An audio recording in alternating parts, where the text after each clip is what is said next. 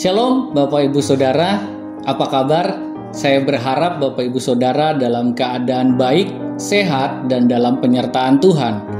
Jumpa lagi dalam Renungan Harian, dan kali ini kita mengambil sebuah tema, hidup untuk melayani orang lain. Ayat nats kita hari ini diambil dari Matius 10 ayat yang ke-42.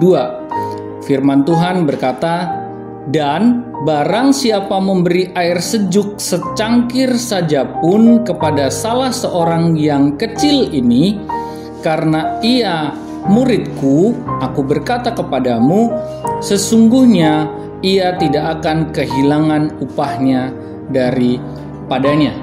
Nah, banyak orang tidak mengalami kebahagiaan karena seringkali kebahagiaan seseorang fokusnya adalah memikirkan diri sendiri dan semua berorientasi kepada dirinya sendiri. Contohnya, inilah impian saya, inilah tujuan saya, dan ketika ada masalah, inilah masalah saya. Padahal ketika kita fokus dengan diri sendiri, sejatinya kita sedang berputar-putar seperti orang yang di padang gurun. Nah, pelayanan Yesus ternyata memberi dampak yang berbeda karena kita menemukan bahwa Yesus ternyata datang untuk melayani orang lain. Kita tahu bagaimana Yesus menyembuhkan orang yang sakit. Yesus menyembuhkan orang yang kerasukan. Yesus datang memberi kelepasan kepada orang-orang yang terikat. Dan bukan hanya itu, ada kejadian-kejadian yang spektakuler di mana Yesus membangkitkan orang yang mati. Yesus memberi makan 5.000 orang lebih, dan itu adalah hal yang luar biasa.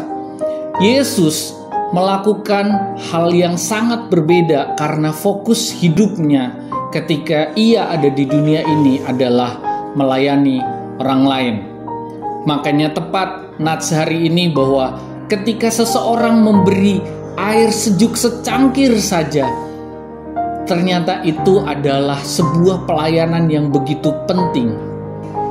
Nah, hari-hari ini kita harus menyadari bahwa di sekeliling kita ada begitu banyak orang yang bisa kita layani.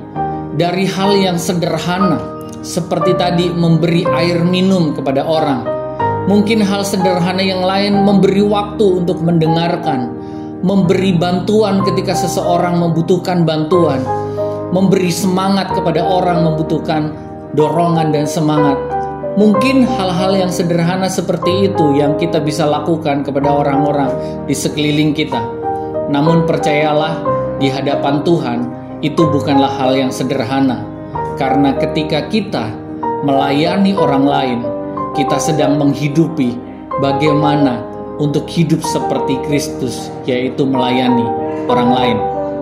Jadi pastikan hidup kita adalah untuk melayani orang lain, melayani sesama kita, melayani keluarga kita, melayani orang-orang yang ada di sekeliling kita, dengan hal-hal yang sederhana sekalipun.